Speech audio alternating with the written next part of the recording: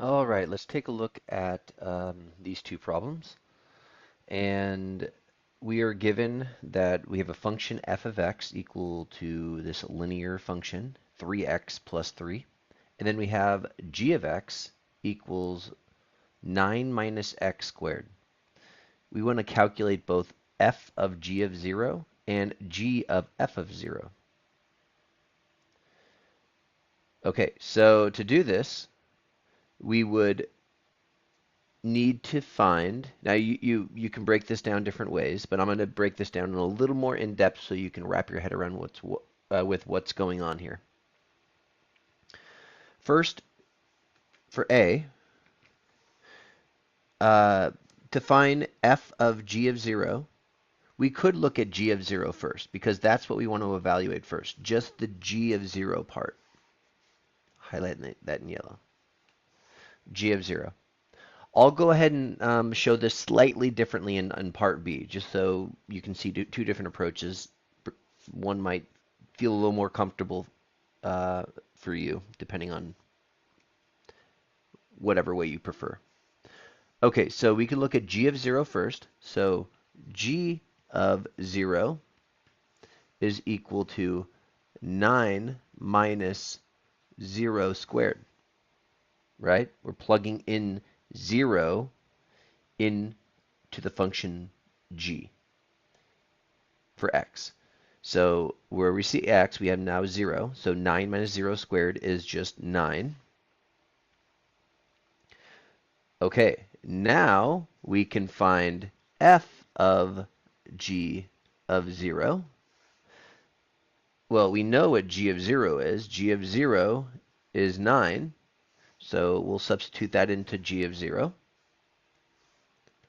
And we would get f of 9. Now we're plugging in 9 in for x into the function f.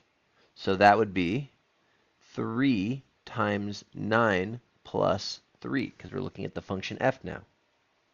So that would be 27 plus 3 is 30.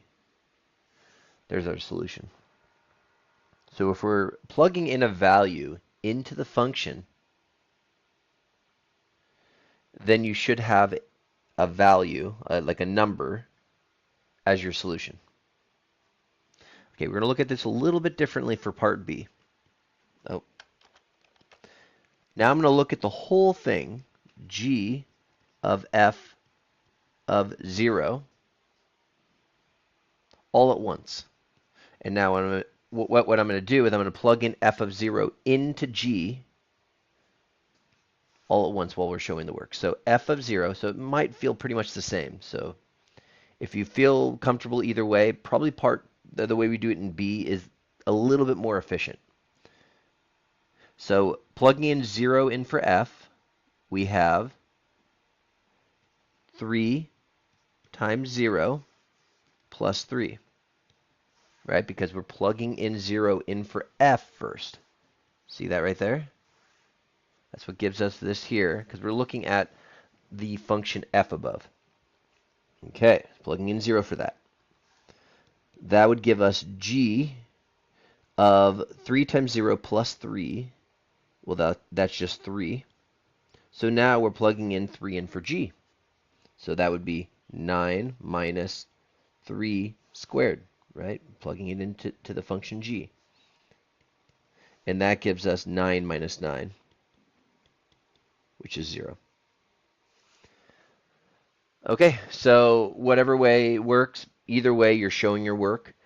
So please let me know if you have any questions. I'm more than happy to help. You can always just message me or email me. General questions forums are always great within Brightspace, and I am more than happy to help. Good luck.